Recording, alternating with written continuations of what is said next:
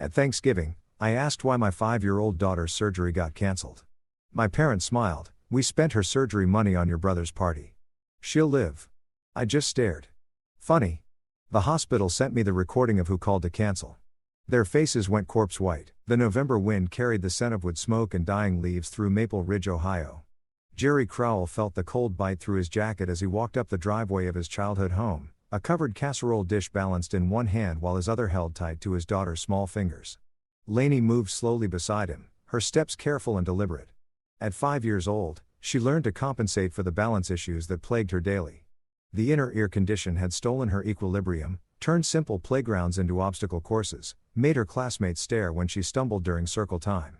We're almost there, sweetheart, Jerry said, keeping his voice light despite the exhaustion pressing down on his shoulders. Will Grandma have a good rolls? Lainey asked, tilting her head up at him. The movement made her wobble slightly, and Jerry steadied her without thinking. I'm sure she will. The truth was Jerry didn't care about the rolls or the turkey or any of it. He'd been pulling double shifts of the warehouse for 6 months straight. His back aching, his hands calloused, counting every dollar that went into the surgery fund. Next Tuesday, 7 days from now, the specialist would finally correct the damage in Lainey's inner ear, give her back the childhood she deserved. He checked the account that morning. Every penny was there, right where it should be. Jerry pushed open the front door and warmth rushed out to meet them along with the familiar chaos of Thanksgiving. His mother's voice carried from the kitchen, sharp and cheerful. His father's laugh bowed from somewhere deeper in the house. The television blared a football game nobody was watching. Jerry, his mother, Connie, appeared in the kitchen doorway, wiping her hands on a towel. She was 58 with carefully dyed brown hair and the kind of smile that had always seemed to stop just short of her eyes. You made it. And there's my girl. Lainey waved shyly, pressing closer to Jerry's leg. Go ahead and set that on the counter, Connie said, already turning back to the kitchen. Dinner's almost ready. Your brother's in the living room. Of course he was. Tyson was always wherever the attention gathered thickest. Jerry guided Lainey toward the couch where his younger brother sprawled like a king, surveying his domain. Tyson was 32, but somehow looked both younger and older. Boyish charm mixed with aware of someone who'd never been told no. He was holding court with a couple of cousins, gesturing wildly. So, the venue alone cost $15,000, Tyson was saying, his voice full of swagger. But when you're putting on an event this big, you can't cheap out. My sponsors expect quality. Jerry felt something twist in his chest. He guided Lainey to a chair in the corner. Far from the chaos. Uncle Tyson, one of the cousins said, that's insane. How do you even afford it? Tyson's grin widened. Family came through. Sometimes you got to ask for help when opportunity knocks. Jerry's phone buzzed in his pocket. He pulled it out, expecting a work message. Instead, he saw a notification from the hospital billing department. His fingers felt cold as he opened it. Your appointment scheduled for November 28 has been canceled at the request of the patient's guardian. Please contact our office to reschedule. Jerry read it twice, then a third time. Guardian. He was Lainey's only guardian. Her mother had disappeared before her second birthday. Left nothing but a note in an empty closet. Jerry had raised Lainey alone, worked himself half to death to give her everything she needed. He walked into the hallway away from the noise and called the hospital. Yes, Mr. Crowell, the receptionist said, her voice apologetic. We received a call this morning from a family member stating you'd change your mind about the procedure. I didn't call you. The caller identified herself as the patient's grandmother and said she had your authorization. Jerry's vision narrowed. Did you record the call? We have a voicemail. Yes, sir. Would you like us to send it to your email? Do it now. He hung up and stood there in the hallway staring at family photos on the wall. Him and Tyson his kids, his parents looking young and proud. Images of a family that maybe never existed the way he'd wanted to believe. His phone chimed. He opened a voicemail file and pressed play. His mother's voice filled his ear, smooth and confident. Yes. Hello. This is Connie Crook calling about my granddaughter Lainey's surgery scheduled for next Tuesday. We need to cancel the procedure. The child's father approved this cancellation. He's had a change of heart about the timing. We can reschedule later. Thank you. Jerry played it again, then once more. Each time, the knife twisted deeper. Jerry, his father, Rye, stood at the end of the hallway. 61 still built like the linebacker he'd been in high school with silver hair and a voice used to being obeyed. Food's getting cold. Jerry slipped his phone into his pocket and followed his father to the dining room. The table had been set with Connie's good china, The kind that only came out for holidays. Turkey, stuffing, green bean casserole, cranberry sauce, all of it arranged like a magazine spread. His parents sat at the heads of the table. Tyson lounged to the right, already reaching for the rolls. Jerry took a seat with Lainey beside him, her feet dangling well above the floor. They passed dishes, made small talk. His father complained about property taxes. His mother fussed over whether the turkey was too dry. Tyson described his upcoming event in excruciating detail, some kind of networking celebration he was hosting for his business contacts. Jerry cut Lainey's turkey into small pieces and watched his family pretend everything was normal. "So, Jerry," Ray said, reaching for more mashed potatoes. "How's the warehouse treating you?" "Fine. Still pulling those extra shifts when I need to." Connie set down her fork with a delicate clink. "You were too hard, honey. You should take some time for yourself." Jerry met her eyes across the table. She held his gaze for exactly 2 seconds before looking away. He waited until everyone had moved on to dessert. Apple pie, pumpkin pie, whipped cream pile high. Tyson was telling another story, something about networking with potential investors. The cousins laughed on cue. Jerry set down his fork. "Did any of you call the hospital?" His voice cut through the chatter like a blade. The table went quiet. Ray looked up from his pie. "What?" "Lainey's surgery. Did any of you call the hospital about it?"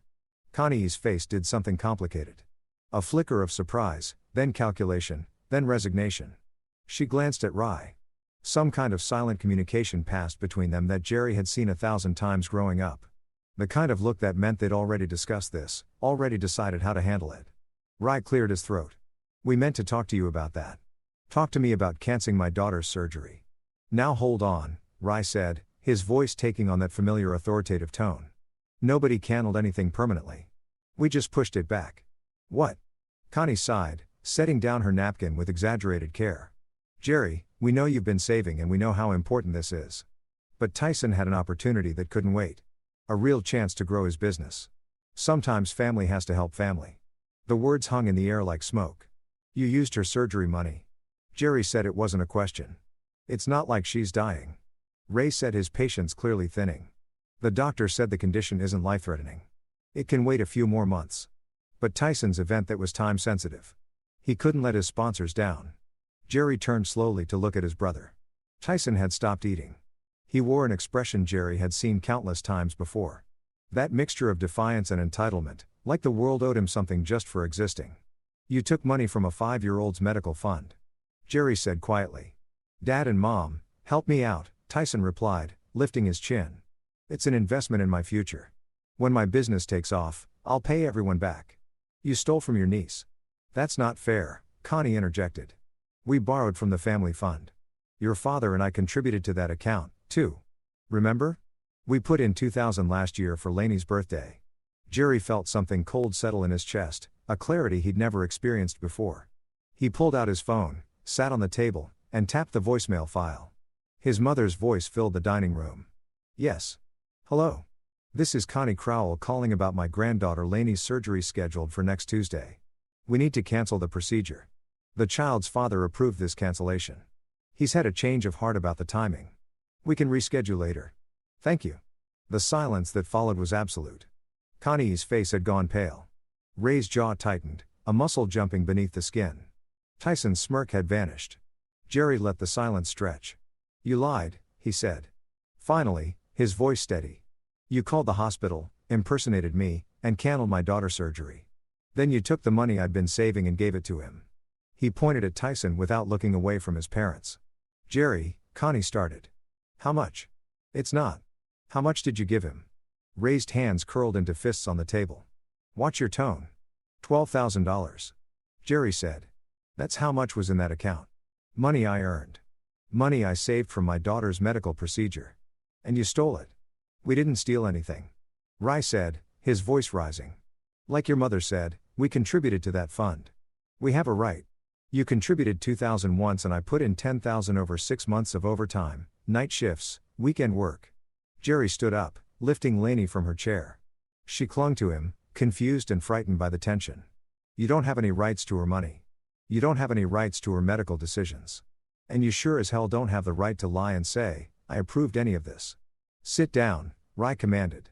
"We're not finished talking." "Yes, we are." Jerry walked toward the door, Lainey in his arms. "You're overreacting." Connie called after him, her voice cracking. "Jerry, please. We can work this out. Tyson will pay you back. Just give us some time." Jerry stopped at the threshold and looked back. His father sat rigid with anger. His mother had tears in her eyes, the performative kind she'd always been able to summon on demand. Tyson stared at his plate, suddenly very interested in his remaining pie. "You ruined yourselves," Jerry said quietly. "Remember that?"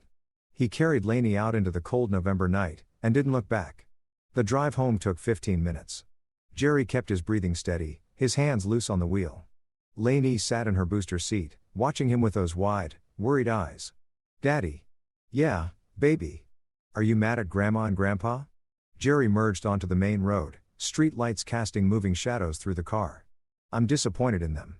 Did I do something wrong?" The question hit him like a fist. He pulled into their driveway, a small ranch house with peeling paint and a yard that needed work. Home. The place he made for them after her mother left. Not much, but theirs. He unbuckled Lainey and carried her inside, straight to her bedroom with its pink walls and toy dinosaurs scattered across the floor.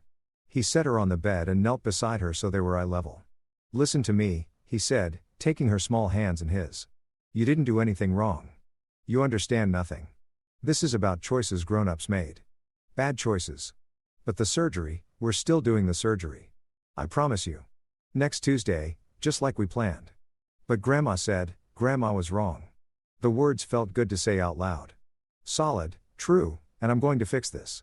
But you need to know something, okay? You did nothing wrong. Don't ever think that. Lainey nodded, though her eyes still held uncertainty. Jerry got her ready for bed, helped her brush her teeth, read her 2 chapters of the dinosaur book she loved. By the time she fell asleep, it was nearly 9 o'clock. He walked back to the living room and sat on the couch in the darkness. The house was quiet except for the hum of the refrigerator and the distant sound of traffic. Jerry closed his eyes and let himself remember. He'd been 7 when he first understood how his family worked. Tyson had been 4, still young enough to be adorable, to get away with anything. Jerry had saved his allowance for months to buy a remote control car, $35, a fortune to a second grader. He'd kept it on the top shelf of his closet, treasured it, only took it out for special occasions. One afternoon, he'd come home from school to find Tyson playing with it in the backyard. The car was cracked, one missing, the remote covered in mud. "Tyson broke my car," Jerry had told his parents. Rye had barely looked up from the television. "He's just a kid. Share your things." "But he broke it." "Then you should have taken better care of it," Connie had said. "Maybe next time. Don't leave expensive toys where your little brother can find them." That had been the pattern year after year. Tyson getting caught cheating on a test. "Jerry, you should have helped him study." Tyson wrecking Ray's truck. Jerry should have offered to drive him to the party. Tyson losing job after job. Jerry should have helped him network better. Jerry had learned to be invisible, to work hard, to expect nothing. When Lainey was born, he'd hoped things would change. His parents had seemed excited about being grandparents. They bought gifts, visited the hospital, smiled for photos, but within months, the old patterns emerged. They'd show up unannounced when it was convenient for them. Forget Lainey's birthday, but remember to ask Jerry for money. Make promises they never kept. Jerry had kept hoping anyway. Kept believing that maybe someday they'd see him. Really see him. Tonight had shattered that illusion forever. He opened his eyes and reached for his phone. First, he called the hospital. A different receptionist answered, "Night shift." "I need to reschedule my daughter's surgery," Jerry said. "The one that was cancelled this morning." "Let me look that up." Lainey Crowell. "Yes." Keys clicked in the background. "I see the cancellation. We can put you back on the schedule for Tuesday the 28th, same time as before." "Good. And I need you to put a note on our file." "What kind of note?" "Only I can authorize any changes to her treatment or appointments. Nobody else, not my parents, not any other family members. Just me. I want a security flag on the account." A pause. "Is there a safety concern?" "There's a fraud concern. Someone impersonated me to cancel the surgery." "Oh," another pause. "I can absolutely add that note. And sir, if you'd like to file a formal report, not yet, but keep that voicemail. I might need it. We keep all communications for 6 months. It'll be in the system." Jerry thanked her and hung up. Then he opened his banking app. The surgery account showed a balance of $347.82. $12,000 had been withdrawn 2 days ago. He took a screenshot. Next, He went through his text messages. Found one from Tyson from last week. Mom and Dad are helping me out with the event budget. Going to be epic. Another screenshot. He opened his email and found the hospital bill estimates, the payment plan he'd set up, the confirmation of his deposits over the last 6 months. More screenshots. By midnight, Jerry had documented everything, every text, every email, every transaction. The voicemail had been downloaded and backed up to 3 separate locations. He created a folder on his computer and labeled it evidence. Then he sat back and stared at it. He wasn't building a fight. He was building a case. His phone buzzed. A text from Connie. Jerry, please call me. We need to talk about this like adults. He deleted it. Another text came through immediately. You're being cruel. We're family. He deleted that, too. A third message. Tyson feels terrible. He wants to apologize. Jerry turned off his phone and went to bed. Sleep came surprisingly easily. For the first time in years, Jerry felt no guilt, no uncertainty, just cold, clear purpose. The next morning, Jerry drove Lainey to school and went straight to work. The warehouse was massive, filled with rows of shelving that stretched toward the ceiling. Forklifts beeped, radios crackled. The morning shift supervisor, Phil, waved him over. You look like hell, Phil said. Family Thanksgiving. Say no more. Phil handed him a clipboard. Got a big order shipping today. You got to handle the loading dock. Yeah. Jerry spent the day in motion, loading pallets, checking inventory, moving boxes. The physical labor felt good. Simple. Nobody at the warehouse cared about drama or family politics. You did your job or you didn't. Everything else was noise. During his lunch break, he sat in his car and turned his phone back on. 23 missed calls, 17 text messages. His mother, please, Jerry, let's meet and talk. His father, you need to calm down and stop being dramatic. Tyson, bro, seriously, you're going to ruin my whole event over this. Jerry deleted them all except one. His father's message from that morning. We need to clear the air. Meet us at the community center tomorrow at 2. Don't make this harder than it needs to be. Jerry stared at the message for a long time. Then he replied, I'll be there.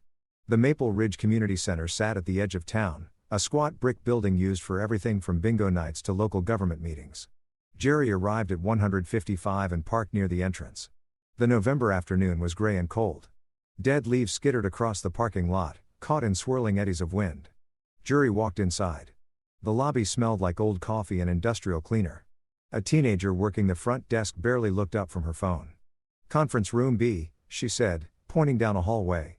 Jerry's footsteps echoed on the linoleum. He found a room at the end of the corridor, a small space with a folding table, plastic chairs, and a white board covered in faded marker stains. His parents were already there. Ray stood by the window, arms crossed. Connie sat at the table, hands folded in front of her. Tyson leaned against the wall, trying to look casual and failing. Jerry walked in and closed the door behind him. Ray turned to face him. You're late. I'm not. Jerry checked his watch. It's 1:59. Don't start with that attitude. Why am I here?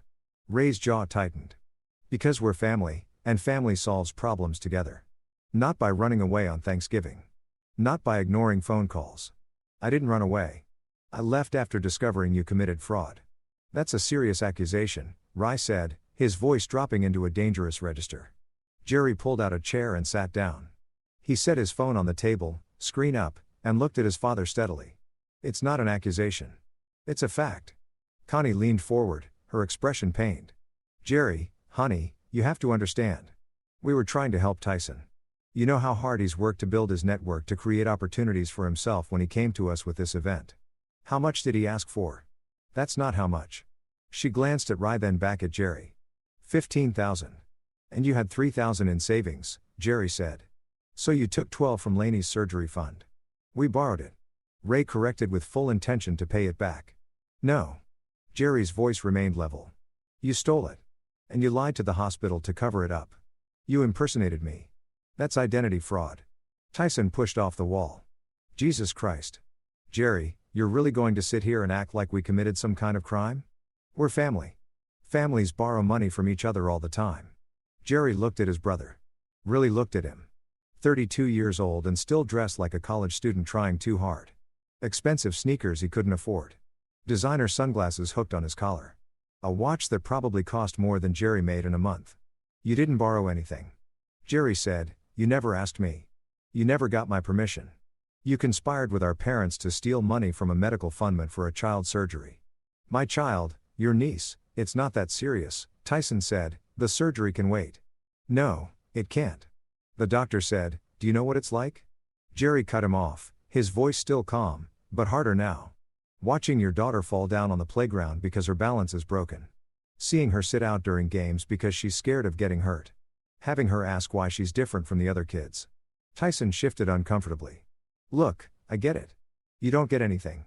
You've never had to sacrifice for anyone but yourself your entire life."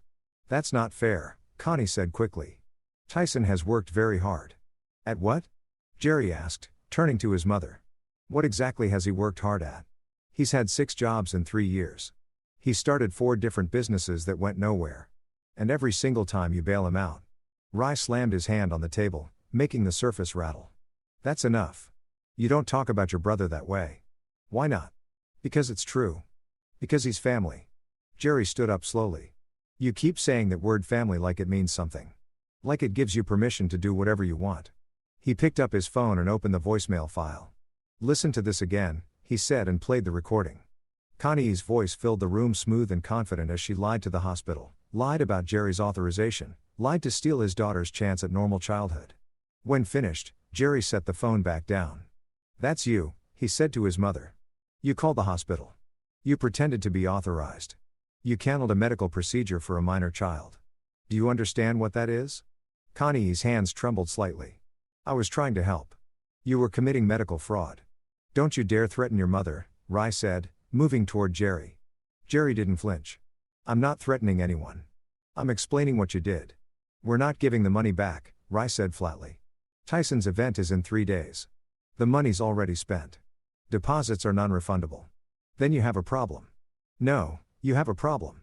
Ray shot back. "You think you can come in here and throw around legal terms like they mean something? We're your parents. We raised you, fed you, gave you a home." Jerry felt something cold and final settle in his chest. "You gave Tyson a home," he said quietly. "I just live there." The words hung in the air. Connie's face crumpled. "That's not true. We love you both." "No, you don't." Jerry picked up his phone. "You love Tyson. You protect Tyson. You sacrifice everything for Tyson. I was just the reliable one. The one who didn't need help. The one you could forget about because I'd be fine on my own. This is ridiculous." Tyson muttered. Jerry turned to him. "Did you even ask where the money came from? Did you care?" "Dad said it was from their savings." "You knew. You've always known. You just didn't care because you never have to face consequences." "That's not name one time." Jerry said, "One time you faced real consequences for your actions without Mom and Dad bailing you out." Tyson opened his mouth, closed it, opened it again. Nothing came out. Jerry looked at his parents. "Here's how this works. You return every dollar to the surgery fund by Monday morning. All 12,000. I don't care how you get it. Loans, credit cards, sell something. I don't care, but you get it back." "Or what?" Rai asked, his voice dripping with challenge. Jerry met his father's eyes. "Or I filed charges. Identity fraud, medical interference. Theft, elder abuse statutes don't apply here, but child protection laws do. And I have everything documented, the voicemail, the bank transfers, text messages from Tyson bragging about his budget. A statement from the hospital confirming who called." "You wouldn't ruin your own parents," Connie whispered. "You ruined yourselves." Jerry walked toward the door. "Monday morning, every dollar or I go to the police." "Jerry, wait." He stopped with his hand on the doorknob. "You stole from a 5-year-old. You canceled her surgery. You lied and committed fraud. And you did it all so Tyson could throw a party." He pulled open the door. "Monday morning," he repeated. Then he left while his mother sobbed and his father shouted and his brother stood there finally silent. Jerry walked out of the community center into the gray afternoon and didn't look back. His hands weren't shaking. His heart wasn't racing. He felt nothing but clarity. Monday came and went with no money returned. Jerry checked the surgery account repeatedly throughout the day. The balance remained at $34,782. Tuesday morning, he called his father. "Give a time," Ray said, his voice tight. "These things take. You had 4 days. I gave you a deadline. You can't just." Jerry hung up. He drove to the Maple Ridge Police Department during his lunch break. The building was small, tucked behind a municipal parking lot. Inside, the waiting area had scuffed floors and motivational posters about community safety. Can I help you? The officer at the front desk looked young, maybe 25, with a name tag that read Jefferson. I need to file a complaint, Jerry said. What kind of complaint? Identity fraud. Medical interference. Theft officer. Jefferson straightened. Who's the complainant? Me and my daughter. She's 5. The officer's expression shifted. Let me get a detective. Jerry waited in a small interview room. Gray walls, metal table, 2 chairs, a camera in the corner with a red light glowing. The detective who entered was a woman in her 40s with short hair and tired eyes. Her badge read, Detective Morrison. Mr. Crowell. She sat down across from him. Officer Jefferson said, You're reporting fraud. Jerry set his phone on the table. My parents and brother stole $12,000 from my daughter's medical fund. My mother called the hospital, impersonated me, and canceled a scheduled surgery to cover up the theft. Detective Morrison pulled out a notepad. Walk me through it. Jerry did. Start to finish. Thanksgiving dinner, the voicemail, the confrontation, everything. When he finished, Morrison was quiet for a long moment. Do you have documentation? Jerry opened his phone and showed her the voicemail, the bank statements, the text messages, the hospital's confirmation email. Morrison listened to the voicemail 3 times. This is your mother's voice. Yes. And she identified herself as having your authorization. Yes. Morrison made several notes. And the surgery, what's your daughter's condition? Inner ear damage affecting her balance and development. The surgery was scheduled for tomorrow. Was I rescheduled it, but they took the money I'd saved? Morrison nodded slowly. Mr. Crowell, I want to be straight with you. These kinds of cases, family disputes over money, they're complicated, sometimes hard to prosecute. Jerry felt something sharp move through his chest. So, you're not taking this seriously. I didn't say that. Morrison met his eyes. What I'm saying is that your evidence is stronger than most family fraud cases I see. The voicemail is damning. The bank records are clear. The medical interference adds weight. If you want to pursue this, we can investigate. I want to pursue it. Even though it's your parents, especially because it's my parents.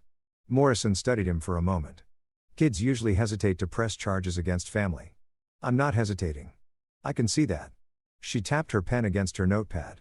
Give me 48 hours. I'll need to verify the hospital records, pull the full bank statements, interview some witnesses, but based on what you've shown me, this case has merit. Jerry stood. Thank you, Mr. Crowell. Morrison stood as well. One more thing, if you move forward with this, there's no going back. Once charges are filed, it's out of your hands. The state pursues the case. You understand? I understand. And you're prepared for what that means for your family. Jerry thought of Lainey asking if she'd done something wrong. Thought of her wobbling across playgrounds while other kids ran easily. Thought of his parents choosing Tyson's vanity over her health. They made their choice. He said, I'm making mine.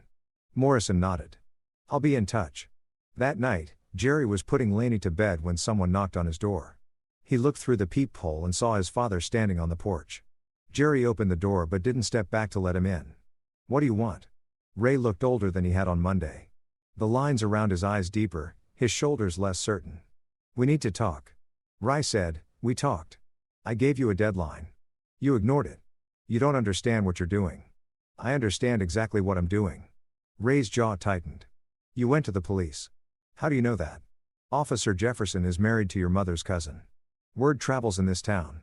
Jerry, you should have remembered that before you tried to destroy your family. Jerry leaned against the door frame. I didn't destroy anything. You did that yourselves. We made a mistake. You committed a crime. It was a family matter. Stealing $12,000 and committing identity fraud isn't a family matter. It's a felony. Ray took a step forward. His voice dropped. You pull this back right now. You call the police and tell them it was a misunderstanding. No, Jerry, go home. Dad, listen to me. Ray said, his voice shaking now. Your mother is terrified. Tyson is panicking. Do you have any idea what this could do to us? To our reputations? To our lives? Jerry felt nothing but cold clarity. You should have thought of that before you stole from your granddaughter. She's fine. The surgery can wait. That's not your decision to make. Ray's hand shot out and grabbed Jerry's arm.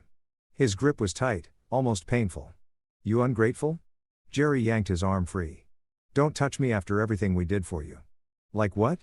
Jerry asked, his voice dropping to something dangerous. What exactly did you do for me? You fed me because that's what parents have to do. You kept a roof over my head because not doing it was illegal. But you never chose me. Not once. Every time I needed something, you told me to figure it out. Every time Tyson screwed up, you fixed it for him. You don't get to pretend you were some kind of martyrs now. Ray's face had gone red. We gave you a home. You gave Tyson a home. I was just there. The words seemed to hit Ray like a physical blow. He stepped back, breathing hard. You're making a mistake, he said finally. The only mistake I made was thinking you might change. Thinking you might care about Lainey more than you cared about protecting Tyson. We do care about her. Then why did you steal her surgery money? Ray had no answer. Jerry stepped back and started to close the door. Don't come back here. If you want to talk, do it through lawyers. Jerry, he closed the door, locked it, stood there listening to his father's breathing on the other side. After a long moment, footsteps retreated down the porch steps. Jerry looked through the peephole and watched his father drive away. Then he went to check on Lainey. She was asleep. One arm wrapped around her stuffed brachiosaurus, her breathing soft and steady. Jerry sat on the edge of her bed and smoothed her hair back from her forehead. I'm not backing down, he whispered. I promise. Wednesday morning, Detective Morrison called.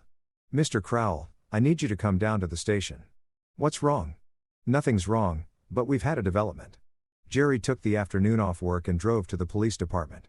Morrison met him in the lobby and led him back to her office, a cluttered space with filing cabinets and a desk covered in case folders. Your father came in this morning, she said, gesturing for Jerry to sit. He filed a complaint claiming you threatened him and your family. Jerry felt his chest tighten. That's not true. I know. Morrison pulled out a recording device. He insisted I take a statement. I did. Then I asked him about the voicemail from a hospital. What did he say? He claimed it was a miscommunication that your mother called to ask about postponement options, not to cancel. When I played him the actual recording, his story fell apart pretty quickly. Morrison clicked the device and Ray's voice filled the room, angry and defensive, talking over Morrison's questions, refusing to explain why his wife had lied about Jerry's authorization. He eventually admitted they took the money, Morrison said. Claimed it was a family loan that you'd agreed to. When I showed him your bank statements proving you were the only contributor to that account, he stopped talking. Jerry let out a breath. So, what happens now? I've completed my investigation. The evidence supports charges of identity fraud, medical interference, and theft. The district attorney is reviewing the case. If they agree to prosecute, and based on what I've seen, formal charges will be filed within the next 72 hours. All three of them. Your mother for making the fraudulent call, your father as an accessory. He admitted to helping facilitate the withdrawal, and your brother for receiving stolen funds knowing they came from your daughter's medical account. Jerry nodded slowly. Mr. Crowell, Morrison said gently. Are you sure about this? Why does everyone keep asking me that? Because it's a big step. Prison time is a real possibility here. Good. Morrison studied him. You don't have any doubts? They stole from my daughter. They lied. They would have let her suffer because Tyson wanted to throw a party. No, I don't have doubts. Morrison nodded. Then we moved forward. I'll need you to give a formal statement, and you should prepare for this to get messy. Your family will likely hire lawyers. There might be media attention depending on how the defense handles it. I don't care. You might care when it's happening. I won't. Morrison smiled slightly. It wasn't a happy expression. I've been doing this job for 20 years. I've seen a lot of families destroy themselves over money, over property, over stupid grudges, but I've rarely seen someone as certain as you are right now. They hurt my daughter. That's not complicated. No. Morrison agreed. I suppose it isn't. The charges were filed on Friday. Jerry got the call from Morrison at 4 in the afternoon. It's official. Your mother is charged with identity fraud and interference with medical treatment. Your father with accessory to fraud and theft. Your brother with receiving stolen property and financial misconduct. What's the timeline? Arraignment is Monday. They'll be formally notified this evening. I wanted you to hear it from me first. Jerry thanked her and hung up. He sat in his car in the warehouse parking lot, watching the sun sink behind the industrial buildings. Workers streamed out, heading home to their families, their normal lives. Jerry's phone started ringing. First his mother, then his father, then Tyson, then his mother again. He didn't answer. Instead, he drove home, picked up Lainey from after-school care, and took her out for pizza. They sat in a booth at the back of the restaurant, and Lainey told him about her day, about the art project she'd made, about the book her teacher had read, About the game she'd played at recess, even though running was hard. "Dad," she said, dragging a piece of pepperoni through marinara sauce. "Why haven't we seen Grandma and Grandpa?" Jerry had been dreading this question. "We're taking a break from them for a while." "Are you still mad?" "I'm not mad, baby. I'm just making sure we're safe." Lainey nodded, accepting this with the easy trust of childhood. "Okay." That night, after Lainey was asleep, Jerry sat on his porch despite the cold. The street was quiet. Lights glowed in neighbors' windows. Someone's television flickered blue through curtains. His phone buzzed. A text from a number he didn't recognize. "This is Connie's lawyer. We need to discuss your willingness to drop charges." Jerry deleted it. Another text came through. "Your actions are destroying your family. Think about what you're doing." He deleted that, too. A third message. "We can make this go away if you're reasonable." Jerry turned off his phone. He'd stopped being reasonable the moment his mother lied to a hospital about his daughter's surgery. There was no going back now, and he was fine with that. The courthouse was an old building in the center of Maple Ridge, built from gray stone that had weathered 100 red years of Ohio seasons. Jerry arrived early Monday morning wearing the only suit he owned, slightly too tight in shoulders, slightly too short in the sleeves, but clean and pressed. Detective Morrison met him in the lobby. "The arraignment is at 9 o'clock. You don't have to be here for this part." "I want to be. It's just a formality." "They'll enter. Please set bail. Schedule the preliminary hearing." "I know. I still want to be here." Morrison nodded. Courtroom 3, second floor. Jerry climbed the wide staircase, his footsteps echoing. The hallway was lined with wooden benches where people waited, defendants, witnesses, family members. He recognized a few faces from around town. They looked away when they saw him. Word had spread fast. A son pressing charges against his parents. In a town like Maple Ridge, that was the kind of story that traveled faster than weather. Jerry found a seat near the back of courtroom 3. The space had high ceilings and tall windows that let in thin November light. The judge's bench dominated the front. Dark wood worn smooth by decades of justice. At 9 sharp, the bailiff called the room to order. "All rise for the Honorable Judge Patricia Brennan." Everyone stood. The judge entered. A woman in her 60s with silver hair and glasses perched on her nose. She took her seat and surveyed the courtroom with the expression of someone who'd seen everything and wasn't impressed by any of it.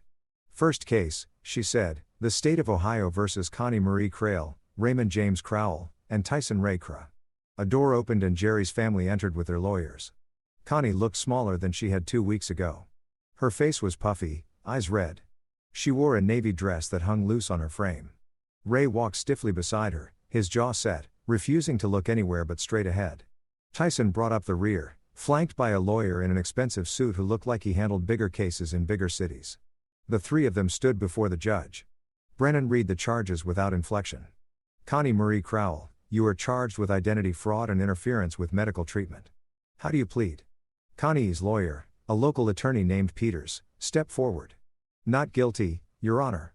"Raymond James Crowell, you're charged with accessory to fraud, coercion, and theft. How do you plead?" "Not guilty," Ray's lawyer said. "Tyson Ray Crail, you are charged with receiving stolen funds and financial misconduct. How do you plead?" The expensive lawyer smiled confidently. "Not guilty, Your Honor." Judge Brennan made notes. Bail is set at $25,000 each. Preliminary hearing is set for December 15th. She looked up over her glasses. "I'm also issuing a protection order. The defendants are to have no contact with the victim or the victim's minor child." "Your Honor," Peters objected. "These are the child's grandparents who allegedly committed fraud to steal from her medical fund." Brennan cut him off. "The protection order stands. Any violation will result in immediate incarceration. Is that clear?" Connie's face crumpled. Ray's hands clenched into fists. Tyson looked at his lawyer, who shook his head slightly. "Yes, Your Honor," Peter said quietly. Court is adjourned. The gavel came down with a crack that echoed through the courtroom. Jerry watched his family file out. Connie was crying openly now. Ray had his arm around her, guiding her toward the exit. Tyson walked behind them, texting furiously on his phone. None of them looked at Jerry. He waited until the courtroom had cleared before standing. Morrison was waiting in the hallway. "That went smoothly," she said. "What happens next?" "Preliminary hearing in 3 weeks. The prosecution will present evidence. The defense will try to get charges reduced or dismissed. Based on what we have, I'd be surprised if it doesn't go to trial." "How long until trial?" "Could be months, maybe longer." These things move slowly. Jerry nodded. I need to get to work. Mr. Crowell Morrison caught his arm gently. You did well in there. I didn't do anything. I just sat there. You showed up.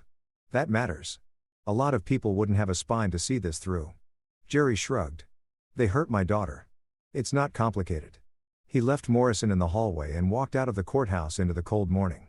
The preliminary hearing 3 weeks later was longer and more intense. The prosecution called Detective Morrison to the stand.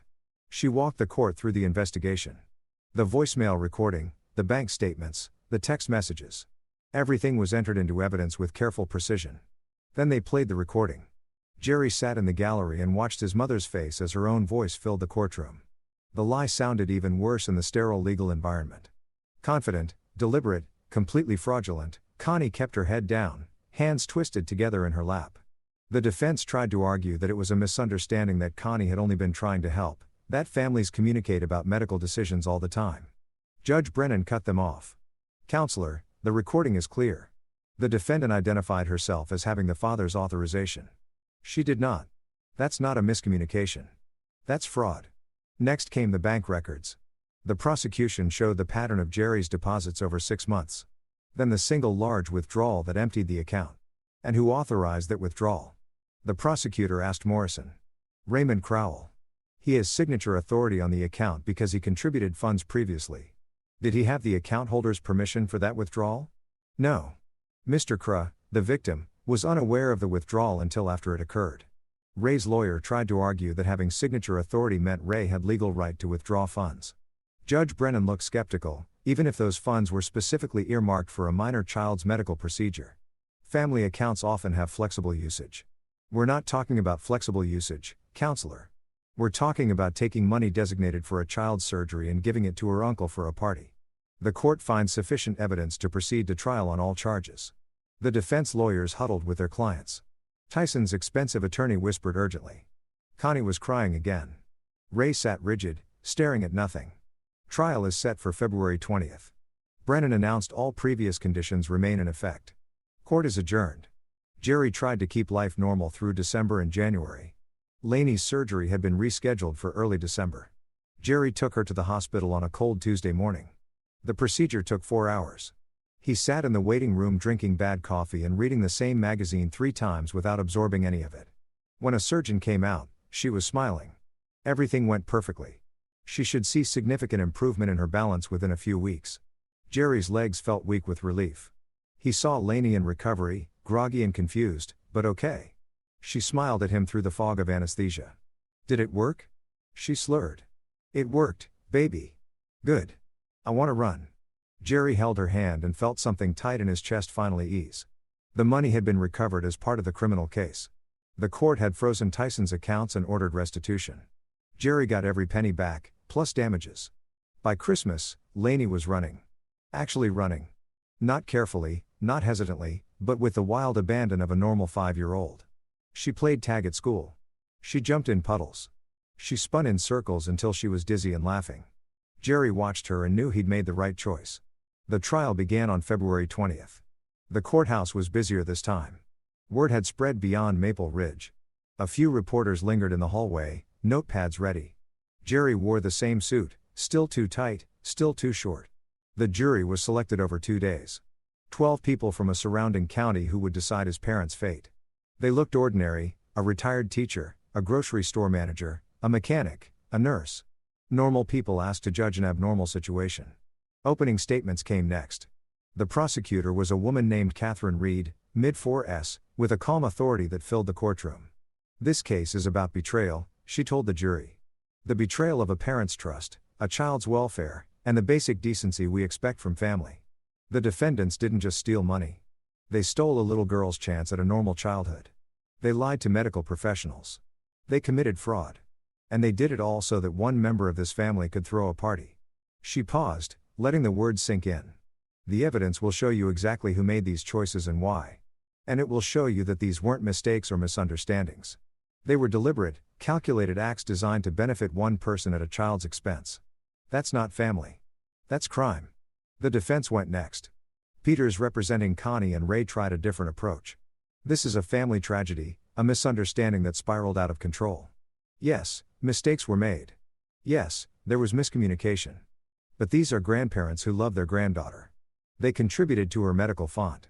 They were involved in her care. When their son Tyson came to them with a once-in-a-lifetime opportunity, they made a choice, perhaps an unwise choice, to help him with the understanding that the money would be repaid quickly. Tyson's lawyer was more aggressive. My client is a victim of his parents' decisions. He asked for help with a legitimate business expense. He was told the funds were available. He had no knowledge of where that money came from or how it was obtained. Holding him responsible for his parents' actions is unjust. Judge Brennan called a recess. Jerry sat in the hallway and drank water from fountain that tasted like metal. Morrison found him. "You okay?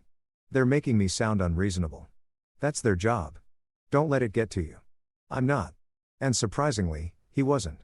The anger that had driven him for months had cooled into something harder, more permanent. Not rage, just certainty. The prosecution built their case methodically. They called the hospital administrator who confirmed the cancellation call and verified it came from Connie. They called the bank officer who confirmed Ray had withdrawn the money without Jerry's knowledge. They called Jerry's supervisor from the warehouse who testified about the overtime hours Jerry had worked, the extra shifts, the dedication to saving for his daughter's surgery. They played the voicemail recording multiple times. Each time, jury members glanced at Connie. She kept her head down, tears streaming silently. Then the prosecution called Jerry to the stand. He walked to the witness box, feeling strangely calm. Raised his right hand, swore to tell the truth. Reed approached with a gentle expression. "Mr. Crowell, tell the jury about your daughter, Lainey." Jerry took a breath. "She's 6 now. She loves dinosaurs. She's learning to read. She's the bravest person I know." "What was her medical condition?" "Inner ear damage. It affected her balance. She fell a lot. Couldn't run or play like other kids. She was self-conscious about it. And the surgery was meant to correct this." "Yes." "How long had you been saving for it?" 6 months. I worked overtime. Took every extra shift I could get." "How much did you save?" $12,000. Reed let that number hang in the air. "When did you learn the surgery had been cancelled?" Jerry described Thanksgiving. The dinner, the tension, the message from the hospital, his parents' casual admission. "What did you feel when you heard the voicemail recording?" Peters objected. "Relevance. I'm establishing state of mind." "Your Honor, I'll allow it." Jerry looked at the jury. "I felt like I'd been stupid for believing they might change. For thinking they cared about Lainey more than they cared about protecting my brother." "Did you confront them?" "Yes." "What did they say?" "That the surgery could wait. That Tyson's opportunity was more important. That family helps family." "Did they offer to return the money?" "No. My father said they weren't giving me anything." Reed nodded. "Thank you, Mr. Crale." Peters cross-examined next, trying to make Jerry seem vengeful, unreasonable, vindictive. He asked about childhood grudges, about whether Jerry had ever borrowed money from his parents, about whether this was really about the surgery or about old resentments. Jerry answered calmly, "This is about my daughter, nothing else." "But you refuse any reconciliation with your parents." "They stole from my daughter and lied about it. There's nothing to reconcile." "You don't think that's harsh?" "I think stealing from a child is harsh." Peters had no response to that. The defense presented their case over 3 days. They called character witnesses who testified that Ray and Connie were pillars of the community, that Tyson was a hard worker with big dreams, that this was all a terrible misunderstanding blown out of proportion. They tried to paint Jerry as estranged, difficult, holding unreasonable grudges. But they couldn't get around the voicemail. Connie took the stand in her own defense. She cried through her testimony, explaining that she'd only been trying to help both her sons, that she never meant any harm. That she loved Lainey and would never intentionally hurt her. "I made a mistake," she sobbed. "A terrible mistake. But I'm not a criminal. I'm a grandmother who tried to help and made the wrong choice." Reed's cross-examination was surgical. "Mrs. Crowell, when you called the hospital, did you identify yourself truthfully?" "I told them I was Lainey's grandmother." "Did you tell them you didn't have the authority to cancel the surgery?" "I thought yes or no, Mrs. Crowell. Did you tell them you were not authorized to make medical decisions for the child?" "No." "Did you tell them the child's father approved the cancellation?" A long pause. "Yes." "Was that true?" "No." "So, you lied." "I thought you lied to medical professionals about having authorization you didn't have. In order to cancel a surgery you had no right to cancel. Is that correct?" Connie's face crumpled. "Yes." Ray testified next, trying to explain the financial decisions, the family dynamics, the complexities that led to their choices. Reed demolished him too, walking him through each decision, each lie, each deliberate act that built toward the fraud. Tyson didn't testify. His lawyer was smart enough to keep him off the stand. Closing arguments came on a Friday afternoon. Reed spoke to the jury with quiet intensity. The defense wants you to believe this was a misunderstanding, that these are loving grandparents who made a mistake. But the evidence tells a different story. It tells the story of deliberate fraud, of a lie told with confidence to a hospital, of money stolen from a child's medical fund, of a family who valued one member's vanity over a little girl's health. She walked along the jury box making eye contact with each member. When you deliberate, remember the voicemail. Remember Connie Crowell's voice saying she had authorization she didn't have. Remember that a 6-year-old child lost her chance at a normal childhood because her grandparents wanted to fund her uncle's party. That's not a mistake. That's a crime. And the law requires you to hold them accountable. Peters made his closing next, pleading for leniency, for understanding, for compassion. But Jerry could see it in the jury's faces. They'd already decided. The verdict came back Monday morning. Jerry sat in the gallery beside Detective Morrison, his hands steady on his knees. The jury filed in. None of them looked at the defendants. That was always a bad sign for the defense. Has the jury reached a verdict? Judge Brennan asked. We have, Your Honor. In the case of the State of Ohio versus Connie Marie Crale on the charge of identity fraud. How do you find guilty? Connie collapsed in tears on the charge of interference with medical treatment. Guilty. In the case of the State of Ohio versus Raymond James Crowell on the charge of accessory to fraud. Guilty. Ray's jaw clenched on the charge of theft. Guilty. In the case of the State of Ohio versus Tyson Ray Crowell on the charge of receiving stolen property. Guilty. Tyson's face went pale. On the charge of financial misconduct. Guilty. The courtroom erupted in whispers. Judge Brennan's gavel cracked once. Order. Sentencing will be held in 2 weeks. The defendants will remain free on bail until that time. Court is adjourned. Jerry sat still while the room cleared around him. He'd won. He didn't feel triumphant. Didn't feel vindicated. Just done, Jerry. Morrison touched his shoulder. You okay? Yeah, that was the right verdict. I know. She studied him for a moment. What happens now? I wait for sentencing. Then I go home to my daughter. Morrison nodded. She's lucky to have you. Jerry stood and straightened his jacket. I'm lucky to have her. Sentencing came 2 weeks later on a gray March morning. The courtroom was packed. More reporters now, more spectators drawn by the unusual case of son who'd sent his parents to prison. Judge Brennan called the court to order and reviewed the verdicts. This was a difficult case, she said, not because the law is unclear. It's very clear that what you did was criminal, but because it involved family, and family cases always carry additional weight. She looked at Connie. Mrs. Crowell, you committed identity fraud against your own son to harm your own granddaughter's medical care. You lied with confidence and without remorse to medical professionals. Your actions were deliberate and calculated. Connie sobbed quietly. Mr. Raymond Crowell, you facilitated this fraud. You stole money from a child's medical fund, knowing exactly what that money was for. You showed no remorse and attempted to intimidate your son when he sought justice. Ray stared straight ahead. His jaw locked. Mr. Tyson Crowell, while you may not have been the architect of this fraud, you were a willing beneficiary. You accepted stolen money knowing or having strong reason to believe it came from inappropriate sources. You showed no concern for your niece's welfare. Tyson's expensive lawyer had tried everything to get him a suspended sentence. It hadn't worked. Judge Brennan announced the sentences. Connie Marie Crale, you're sentenced to 18 months in state prison, followed by 2 years supervised probation. You're also ordered to pay restitution and court costs. Connie collapsed fully now. Her lawyer holding her up. Raymond James Crowell, you're sentenced to 14 months in state prison, followed by 2 years supervised probation with restitution and court costs. Ray's face had gone red, his hands shaking with suppressed rage. Tyson Ray Crale, you're sentenced to 10 months in county jail followed by 3 years supervised probation with restitution and court costs. Tyson made a sound like he'd been punched. This court believes that family obligations run both ways. Brennan continued, parents have obligations to their children and grandchildren. When you violate those obligations through criminal conduct, you face consequences. Report to begin your sentences within 30 days. Court is adjourned. The gavel fell one final time.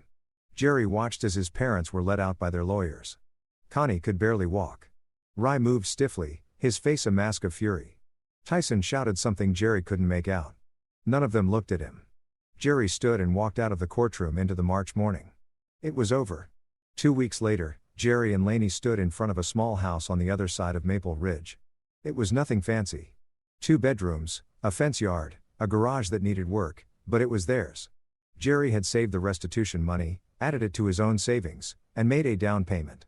A fresh start. Lainey ran across the empty living room, her footsteps echoing on hardwood floors. She moved with perfect balance now. No hesitation, no wobbling. Just a normal 6-year-old exploring her new home. "Can I pick my room?" she called. "Go ahead." Jerry walked through the space, imagining furniture, pictures on the walls. Life filling these empty rooms. Outside the window, he could see a park 2 blocks away. Swings and slides, and open grass where Lainey could run. She deserved this. Deserved normal. Deserved a childhood without being caught in his family's dysfunction. His phone buzz. A text from Morrison. "Saw you closed on the house. Congratulations." Jerry smiled and typed back. "Thank for everything. You did the hard part. I just documented it." He pocketed his phone and looked around his new home. The last 3 months had been brutal. The investigation, the trial, the endless scrutiny from neighbors and strangers. Some people thought he was brave. Others thought he was cruel. Most didn't understand why anyone would send their own parents to prison. Jerry didn't care what they thought. He protected his daughter. Made sure she got the surgery she needed. Made sure the people who hurt her face consequences. That was enough. "Daddy." Lainey called from upstairs. "Come see." Jerry climbed the stairs and found her in the smaller bedroom standing at the window. It looked out over the backyard. Overgrown grass, a few trees, privacy fence around the perimeter. "I can see the whole yard from here," she said. "Can we get a swing set?" "Maybe. We'll see." She turned to him, her face bright with possibility. "This is a good house." "Yeah, it is. Are Grandma and Grandpa going to visit?" Jerry had been dreading this question for weeks. He knelt beside her. "I level." "No, sweetheart.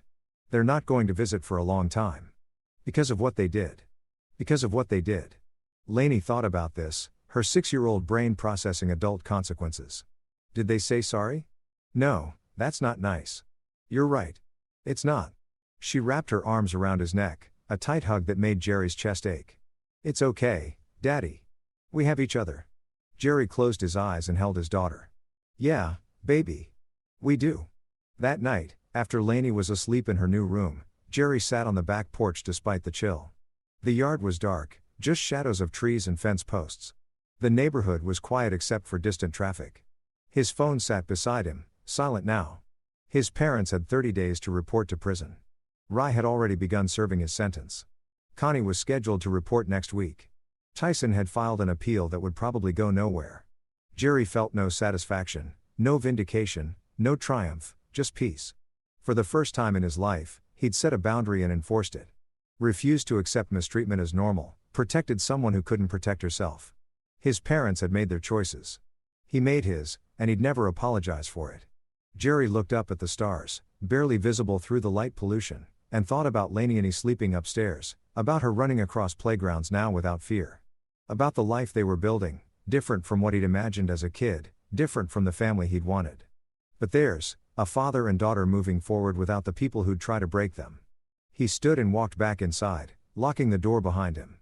Tomorrow he'd unpack boxes, hang pictures, make this house a home.